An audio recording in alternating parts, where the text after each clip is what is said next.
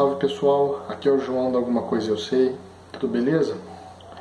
Pessoal, hoje o tema do vídeo vai ser relacionado ao transhumanismo, tá? Associado aí a certas profecias aí da vinda do anticristo. Bom, pois bem, como eu já mencionei aqui num vídeo que eu estava falando relacionado ao Papa, ao anúncio que o Papa vai proclamar dia 14 de maio do ano que vem, 2020, né? Da qual ele vai trazer um pacto educativo global em prol da paz, e tem gente achando que pode ser um anúncio do anticristo, né? Então, no começo desse vídeo eu citei do aspecto duplo do cumprir de certas profecias, né, por parte de Deus, né, registradas na Bíblia. Então, o que eu estou querendo dizer com isso? E eu vou reiterar aqui.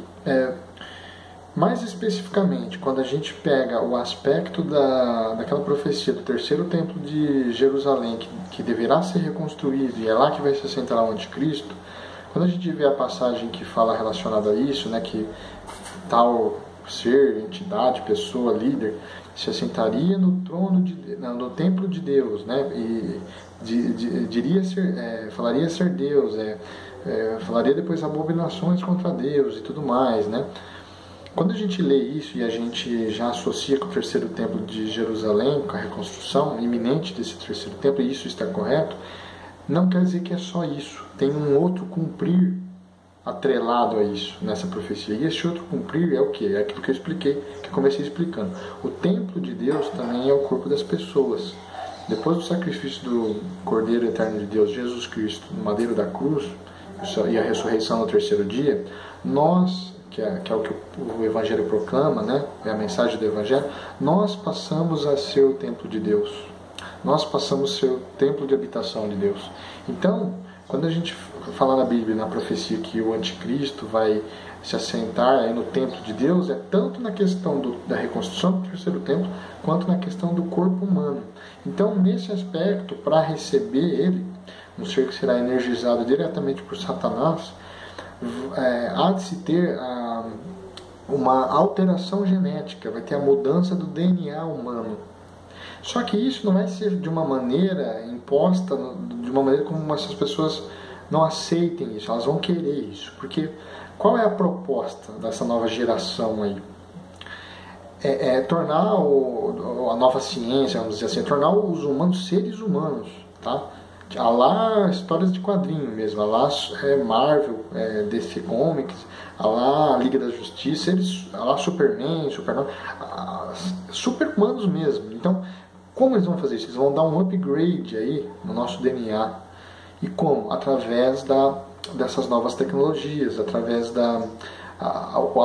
esses aparatos nanotecnológicos, como por exemplo a marca da besta, que é o chip, né, que será implantado nas pessoas e vai tornar o seu QI vai crescer exponencialmente, você ficar imune talvez depois de um certo patamar a doenças, você vai ter uma interconectividade no seu cérebro, tudo vai ser a partir dessa interface. Tudo que você for pagar vai ser através do seu. Vai mostrar a mão ali, ó, pronto, está pago. Os seus documentos, vai ser um facilitador tremendo. Só que mediante um aparato implantado na sua mão ou na sua testa. E aí a gente fala do chip, mas tem outros avanços. Tem a questão da invenção lá do Elon Musk, o Neuralink, né, que nada mais é do que uma melhoria nesse sentido. Então vai ser com certeza algo nesse sentido, a marca da besta. E isso é um dos pontos chaves para dar um salto aí na humanidade no caminho, na direção do transhumanismo, né? Que é o que? A modificação da humanidade, né? Então o que acontece? Isso, pessoal, a nossa geração vai contemplar. Você pega, por exemplo, a criação agora de computadores quânticos, né? Internet quântica, já estão fazendo experimentos aí que conseguiram, né? Os militares mandarem esse fluxo quântico aí, né, numa distância de mais de 50 quilômetros. Então está tendo progressos que não dá para a gente acompanhar mais, né? E quem não recorrer a esses aparatos, né, quem não se render aí a essa fusão com o mundo artificial, vai ficar para trás, vai ficar fora do sistema, não vai ter direito de compra, não vai ter é o que diz em Apocalipse, né? Da marca da besta, que você aposta uma marca que sem a qual essa marca, quem não tiver, vai ficar fora do sistema, não vai poder comprar, não vai... E isso sem acepção de pessoas, todo mundo vai ser submetido a isso. Então, você pega países como a Suécia, por exemplo, que já tem milhares de voluntários, já estão sendo chipados. Então é um passo por vez, né? E isso vai ter, como eu disse, um aspecto atrelado ao aspecto monetário, né? Então, para isso é necessário que criem-se aí um colapso econômico, que vão extinguir o papel moeda, vai entrar em cena as criptomoedas, já estão para entrar, tem a Libra aí, que o Facebook falou que ia criar para o ano que vem, tem várias outras. E depois disso, não muito depois, vai entrar em cena esses aparatos que vai se tornar obrigatório, né, se fundir com o nosso corpo, chiparem a gente e dar um upgrade, né, uma total reviravolta aí no nosso DNA. E é isso que seria o transhumanismo, é para isso que a gente está encaminhando, tá? Então, quando eu falo do duplo cumprimento da profecia, é disso que eu estou falando, né? Se assentar no templo de Deus, que é o corpo humano, vai ter toda essa modificação. Aí entra aqui uma questão, pessoal, que eu vou querer comentar com vocês, que é o quê? O significado do 666. Vocês já pararam para pensar? Não é que vai ser um número 666, tem um significado nesse número. Então, entenda que a própria Bíblia interpreta a Bíblia. Então, vamos tentar fazer uma ilação aqui. Isso parte de mim, eu nunca li de ninguém, isso foi um insight que eu tive esses dias pensando no assunto. E eu não posso afirmar que está certa a minha interpretação, mas me pareceu plausível. Então, vamos lá, vou compartilhar com vocês. Qual é o significado do 666? Observe que o homem foi criado no 6º dia da criação, certo? Então, você tem um número representativo do homem, o número 6, né? Nesse aspecto. Já o 7 seria o número da perfeição, né? O número 10, pelo menos a sociedade secreta entende que seria Deus, o alfa e o ômega. Mas então, depende de qual é a nuance que você põe em voga. No caso aqui da criação, vamos falar, o homem que foi criado no 6º dia é como se o 6 representasse o homem. O que a Bíblia fala? A Bíblia fala que Adão foi o primeiro homem e Jesus foi o segundo homem. Isso é uma terminologia, tá, gente? Jesus sempre existiu, tá? Antes mesmo de se encarnar nessa terra. Ele é o Cristo, ele é eterno de Deus, ele é o próprio Deus no caráter de filho. Mas ela dá esse título, né? O segundo homem. Pelo primeiro homem veio o pecado, pelo segundo homem veio a redenção, né? Agora, imagina que a proposta de Lúcifer, que é imitar a Deus, né? E aí ele tem os seus asseclas, né? Os agentes da nova ordem mundial, é subverter, copiar Deus, mas subvertendo. E aí eles vão criar agora o quê? O terceiro homem, certo? Então, talvez o 666 é uma representação do homem colocado num pedestal máximo, né?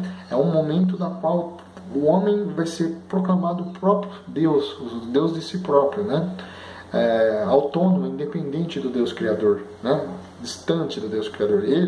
O homem se torna o próprio Deus. É a elevação máxima aí do homem como concepção, né?